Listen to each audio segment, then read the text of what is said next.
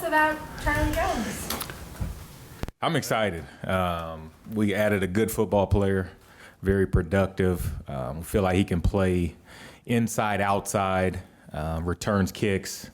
So we're excited to have him. Played in a Big Ten, Big Ten, great conference. Was very productive. To me, was one of the top receivers in college football last year. And so to add him to the guys already on the staff, I couldn't be more excited. Yeah, you see, I think he was the 2021 Big Ten Special Teams Player of the Year. He can kick return, he can punt return. He's got versatility to play all three positions for us on offense. So a ton of value in what he can bring to us, particularly early on. He's got a path to see the field potentially in competition as a returner at both returner spots. He's got flexibility as a receiver, and he's got a ton of production in a good conference. And so he was at the spot that we were at in the fourth round. Felt like he was a no-brainer to add with a guy that's got a lot of ability to help us down the road here. It's not a burner, but I'm going way back in the old school, but like Fred Biletnikoff, two great route, great hands. Is he that type of guy? Is he ever categorized? Yeah, I mean, he ran 4.43 at the combine, so he's one of the pretty good, faster than I was. So, so he has enough speed, and I went to his pro day and saw him up close and personal, and he's fast enough to play to give you some reps on the outside, and he's just a great route runner, very really big into technique, so can get in and out of his breaks. And so we're excited to have him, and he'll add some value to this roster. I'm sure you dove into the Iowa film as well. Did all of these traits shine through, even though the production might not have been there just because of the offense he was in? Yeah, there's no question about that. I mean, the Iowa offense is much different than Purdue's. Purdue is always, in the last handful of years, feels like has put out really productive players statistically, and he's no different. But you saw the traits at Iowa, you saw his returnability at Iowa, and he really bet on himself at an offense that featured the passing game a little more, and it turns out that he was capable of being a really productive receiver as well. So you saw all the things that you like about him at Iowa, and then he really shined this year with more opportunities. Right. Caught a lot of balls. Kind of how did he get open so much? And also, it looks like he was a good red zone threat as well. What was he doing to make plays in the red zone? Yeah, a combination of a lot of things. He has great ball skills. Anytime he's in a 50-50 contested catch situation, he seemed to come down with him. And so really everybody on our roster, all the receivers that we have great ball skills. And so he adds to that as a guy that no matter where you throw the ball, he's going to make the play. He's a technical route runner. And so if it's a 15-yard route, he's going to run 15. If it's, 12 yards and he's going to get 12. He knows how to manipulate coverages, the defenders at the top of his routes. He just knows how to get open. He's a football player, and that's what we need. And, very similar to when I was in Indianapolis with Peyton Manning. With Joe, Joe, he wants you to be in the right spot at the right time. And that's what Charlie does. He's going to be in the right spot. He's someone that Joe can count on. He's going to be able to count on. And all the receivers we have are those type of guys that Joe counts on. He has confidence in. He knows they're going to run the right routes, do the right things, and so we're excited to have them. Troy, along those lines, how important is that? Especially all those things, if you're looking for an inside receiver to be able to do all that and set guys up and be able to be technically sound, how much more important is that being how compact everything is on the inside compared to outside? Yeah, very important. You've got to have a nuance to running routes, especially in the slot, and he does. He understands how to get open, and so we're excited to have him, and that's going to play a huge role in what he does here. Brian, when you're going through all the small receivers that were in this draft in this middle part, what do you look for to see this guy that won't hinder him at this league? Is there a trait or some part about those guys that shines through, and was there something with him that made you believe that it wouldn't slow him down here?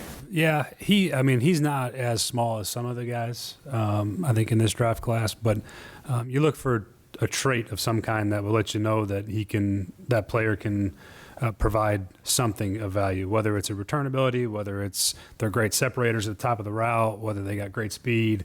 There's a lot of things these guys have that check boxes, and that's what you look for is a trait that you feel like can contribute to your team. And the thing about Charlie is that he checks quite a few of them, and he's a little bit bigger. He weighed in, I think he was like 175 at the combine, but he's played at a heavier weight too, so he's got some play strength to him.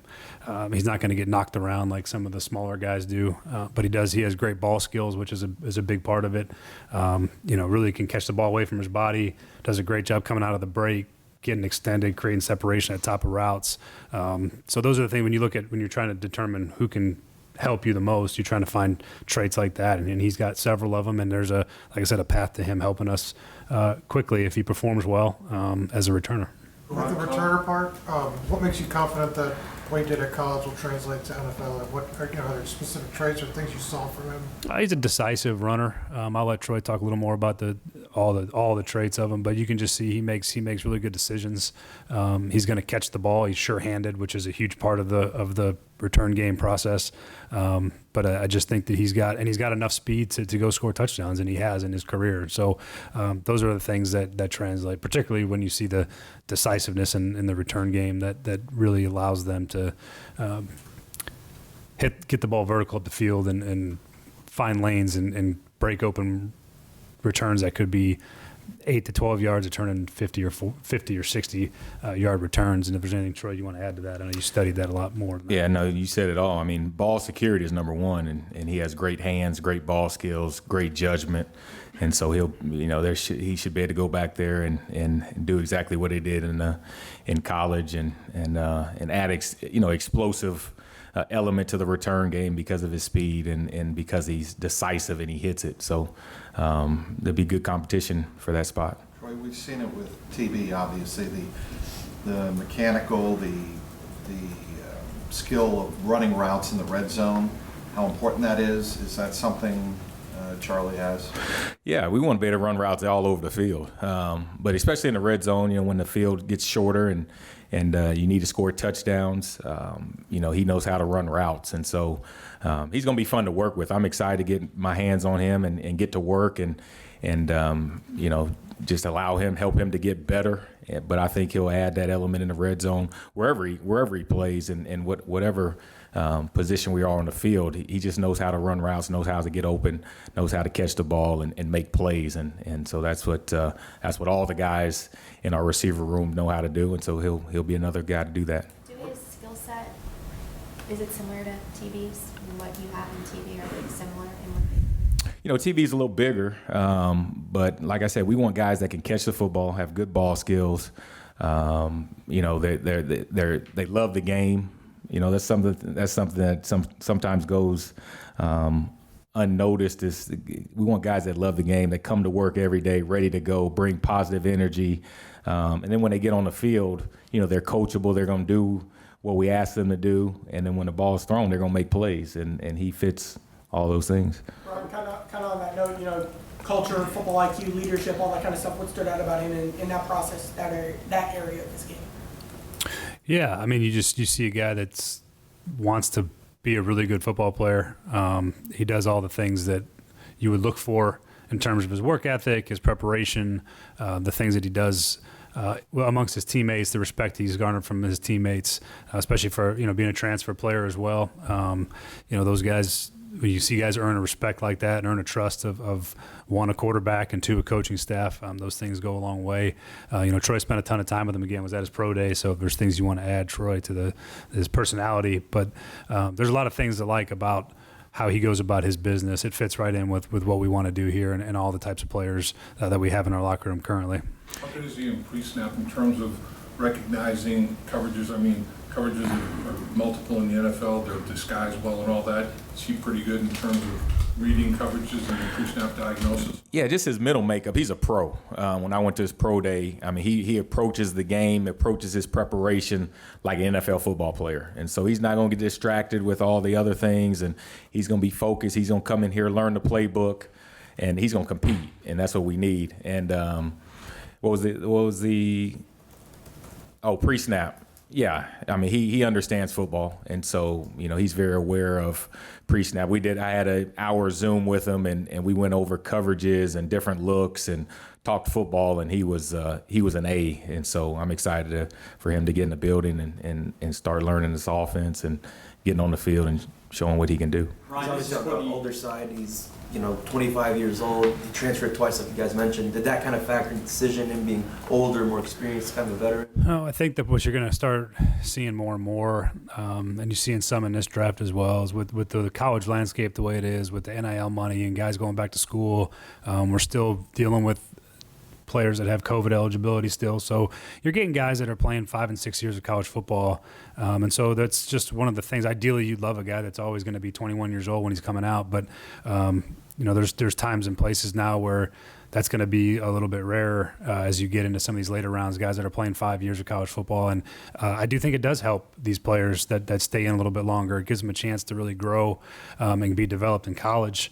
And then when they get here, they're a little bit more polished than maybe they would have been. But there's going to be that age discrepancy, I think, moving forward all the way around when you're talking about guys going back to school and NIL money and all that. That's enticing players to stay in school as opposed to come out early. Brian, the second straight year you have to wait until day 3 to get to have a pick. A guy you gotta have as one of your toys essentially. What's that wait like for you? I know frustrating is probably not the word. You want to build the team the right way, but what is it like waiting for that pick? It's exciting for me to watch the guys that we've picked that help our team. That's the best part about it, is I know that we have a lot of high regard for the guys that we got picked in the first 3 rounds. Those guys are good players and are really going to help us. I'm a fan of helping the Bengals at the end of the day. I knew that this was going to be a draft where a lot of the fun offensive talent was probably going to go earlier in the rounds. There's going to be guys available that if we wanted them, we'd probably have to take them earlier than we were probably fully comfortable doing so. And that's a product of our own success. That's a good problem to have. We're picking at the back of a round because we won a lot of games, but that also doesn't necessarily always allow you to have all the fun players that go earlier in rounds. And so that's okay. There's nothing wrong with that. We're going to find players that fit us and find guys that we think can contribute. And it's the benefit of having a really well-built roster. I think we have a lot of spots on offense that are accounted for. There's a lot of places that we could use some depth and some guys that can help us, but we've got a really good roster across the board, and I think that helps too, to not get too down on it when all the shiny objects go well before we get a chance to pick. At what point did you decide the name tag was appropriate? I just felt like Lou had been down here so much. I want to make sure you guys remembered who I was. So I know there's still a lot rounds in this draft, but Brian, where do you feel like you're at tackle, running back, and tight end?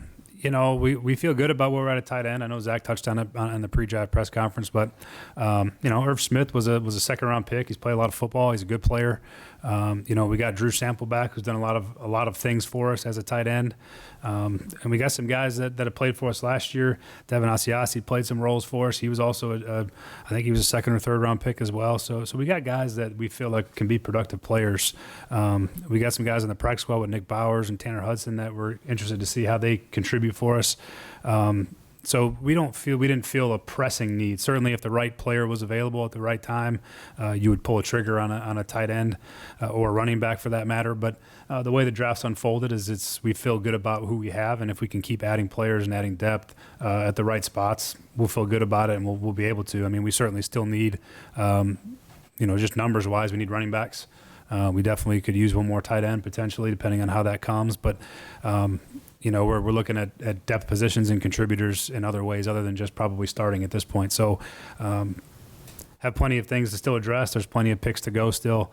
But there's still some good players left too that we feel really good about that can help us. You've had solid, reliable type return guys in recent years, but I'm not sure there's been a home run threat since Adam Jones was here. Mm-hmm. Is that a priority in this draft to try to get potentially a touchdown type guy in the return game? Yeah, it feels like for the last couple of years we've always had our eye out for a returner that we feels like could help us with a little bit more dynamic ability in the return game as far as production goes in college. And there's plenty of those guys that exist. Sometimes they fall to you at the pick that's appropriate. Sometimes they don't. Sometimes other teams pick them. But we've certainly been on the lookout for that type of player should they fit. It's always nice to have players that can give you value in special teams and still provide you some value on game day on offense as well, as opposed to, just a one position player at that point on game day. So always looking to potentially find one that can do that. They're harder to find than you would think. And there's just there's so much less returns in the NFL these days that you don't see as many guys out there breaking games open as returners, although there's a few. But, we're always on the lookout for guys that can make us more explosive in all three phases. As a returner, special teams would certainly count. This player has sticky hands, jackhammer feet, got some significant traits, obviously. If you had to pick one, what do you think his best trait might be? I mean, what does he do best? I'll let you take that. Yeah. To me, it's ball skills. It's probably number one, that you can throw the ball anywhere and he's going to find a way to make a play. And that's crucial in this league because most of the time you're going to have a contested catch situation. Rarely are you going to just create so much separation that you're going to be by yourself. And so to have great ball skills and be able to catch under pressure and with a guy on your back, to me is his most impressive feature. Speaking of depth, Tyler Boyd entering a contract year, how important was it adding depth at that position, knowing he's kind of getting up there in age? Yeah, that doesn't really factor in necessarily. There's a lot of things that can happen between now and that point. But obviously, Tyler's proven himself to be arguably one of the best slot receivers in football. And so all we were looking for is to find ways to keep trying to upgrade our depth and our competition at the position. And whether the contract would ever factor in at any point, that's a problem for down the road. We feel really good about the guys we have and what they bring to us, and feel good about adding Charlie as a depth piece in competition and see if we can get the whole position better from top to bottom. Troy, is he the kind of guy that can beat someone out in the run game? How important is that when you're looking at traits of value receivers? Very important. I tell the guys that we're not only catching the football, but we got to be able to block. We're an extension of the run game. And so as you've seen the last few years, T. Higgins, he'll go and stick his nose in and block a safety. And so we expect all the receivers to be physical enough to go and block downfield and create big runs for the running backs. And so we don't want anybody that's scared or timid, and he's not that guy. In the AFC Championship game, TB got hurt on your first scoring drive, and his absence was felt. Could he have gone in the slot and, given you that kind of play and really helped? That's the hope. That's the hope that we've got enough competition, and if he's gotten to that point, he's earned it.